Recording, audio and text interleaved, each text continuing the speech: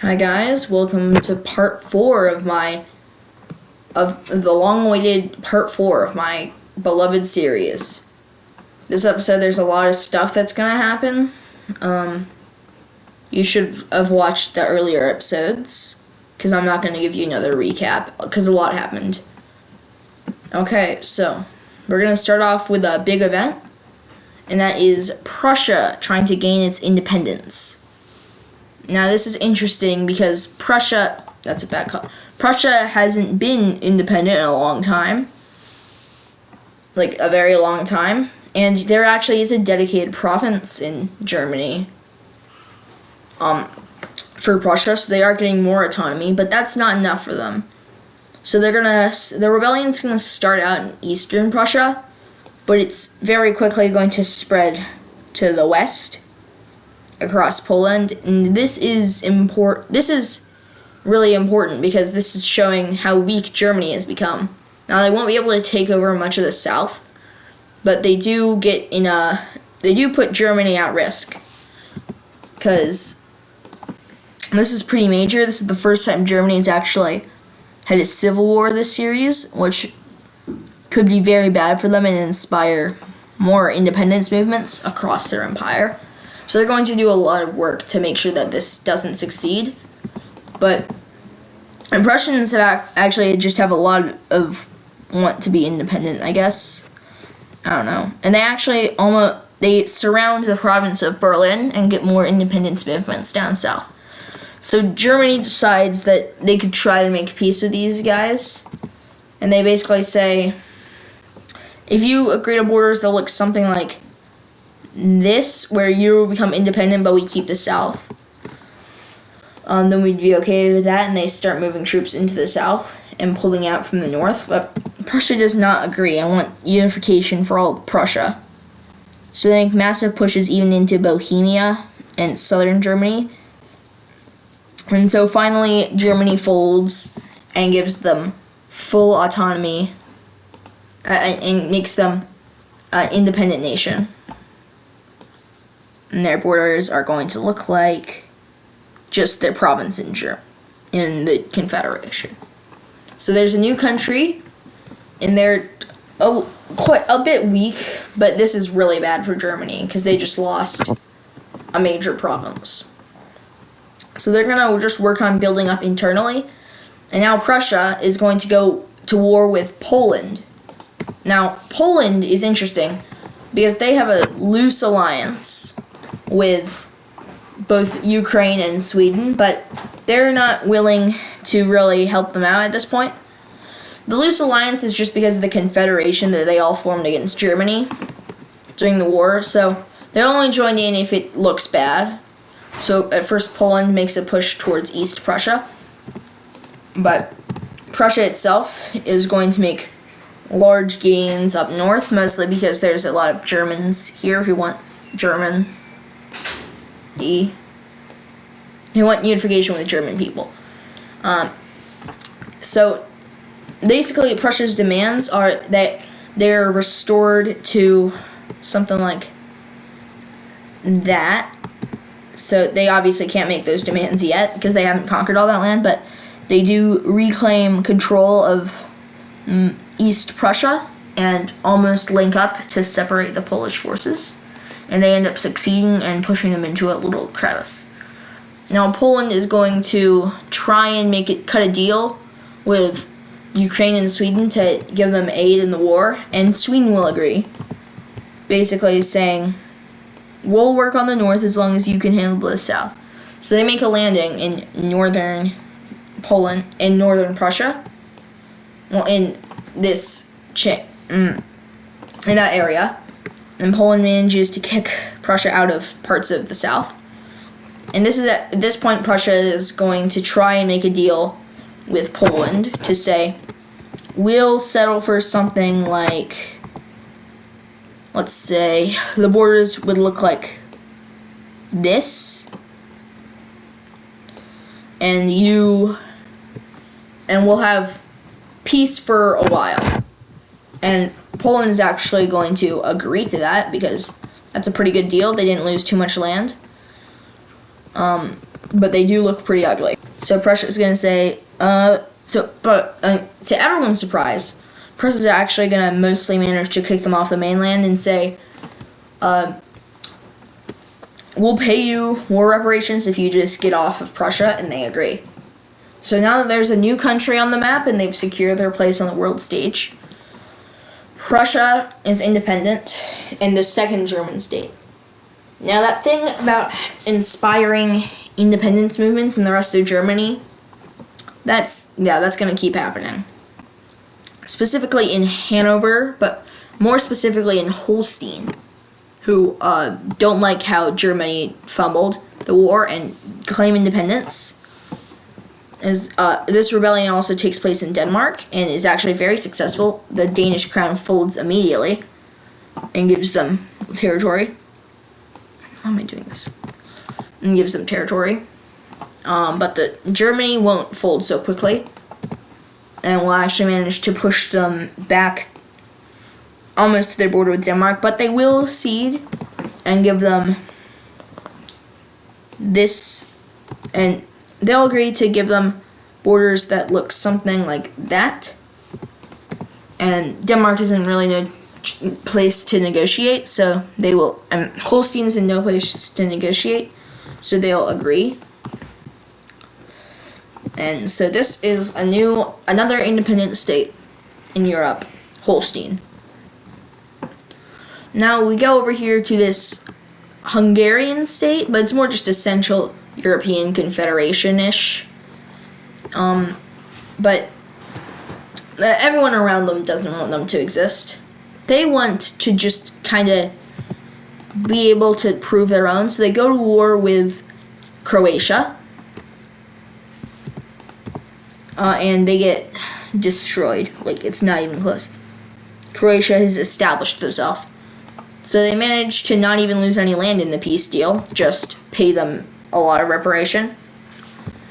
And this is very bad for them. So they kind of just take a back seat from global politics. And now we're going to look at the main event of the video. That's right, we have since we remember the powers that ended up winning the war in Europe: Britain, France, Italy, Ukraine, Poland, and Sweden. Now we're going to see a sort of divide between the East and the Eastern and Western powers. And this divide is going to lead to high tensions and almost split Europe down the middle again, like it did so long ago. A new sort of East-West divide. No. The East-West divide will look something like this. But on the other side, we have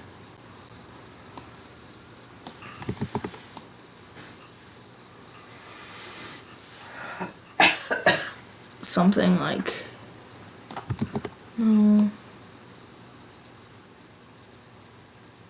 yeah, so this is going to be the East-West divide, and in the middle we have the states that really couldn't care less about what's happening. Now this is crucial because this divide, I guess also Russia's kind of excluded. They're kind of doing their own thing. So yeah, the East-West Russia divide. Russia is not going to play a major part in this one. But America and Russia are still trying to beat each other up, just like financially and globally. They're not at war, but like they're still, tensions have never been higher, except like the Soviet Union. So this is going to be it's a very delicate situation politically, because I don't know, anything that happens between, like, say, Britain and Sweden over control of some ships, that could just start a world war. Well, not world war, because this is only Europe, but, you know, it would probably be happening in some other place, too. So, yeah, it would start a major conflict in Europe, about as big as the coalition wars against Germany. Now, this is going to be pretty scary for everyone.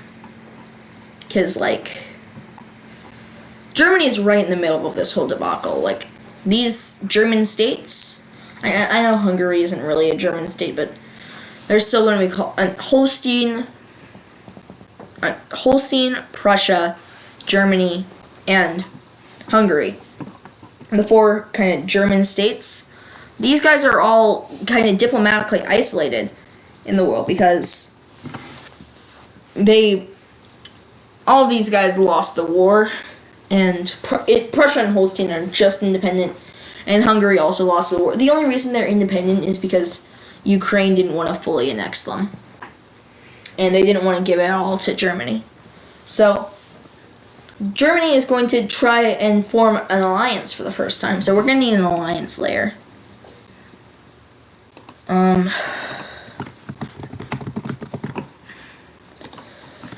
So we're gonna, the west is gonna be of France, Britain, Italy, and Spain. I didn't mention this, but Spain is also an important player. And in the east, we're gonna have Poland, Ukraine, Sweden, and Romania, because Romania was on the winning side of the war. Oh wait, that's the wrong colors. Okay, we're gonna make them red just because it fits thematically. And these are all the major players of the alliances. And in the center, we're gonna have the German bloc. So I'm just gonna set this to global. Basically all countries that don't want to get steamrolled if a war breaks out. And that's going to include Denmark, actually. I feel like that makes sense. Okay, so here we have the teams. This is very not good for the Germans, because they're kind of cornered. Like, if they would just get steamrolled if a major conflict broke out. But before we can get to that, Britain finally releases the Netherlands as an independent state. Oh, nope. The Netherlands is an independent state. And Belgium was going to release... France was going to release Belgium, but they kind of didn't feel like it. And their reasoning is, oh, it would be too small, it would have to unite with Belgium, and Germany would never give that up, because they wouldn't. Okay. Also, the Dutch are going to stick with the West. We're going to see tensions begin to rise between Italy and Ukraine over influence over this center country. Which, I mean, Germany also tries to get their influence in there, but no one really pays it any mind. So a war is going to break out over this place, where all 3 players are going to... Italy's going to send forces through Croatia, who are kind of supporting of the West, but are just mixed. So we're going to see some spheres of influence pop up in this center country, which really has no reason to exist. And at first, it's basically just an occupation, but Romania is also going to try and get a piece of the pie. And that's going to work moderately. Everyone wants some influence over it.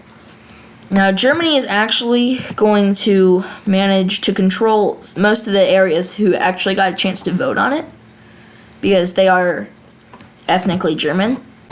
Then down south, that's going to go to the Italians. But then this center area voted, that's the only region that voted, that got to vote, that voted for independence, but Ukraine said no.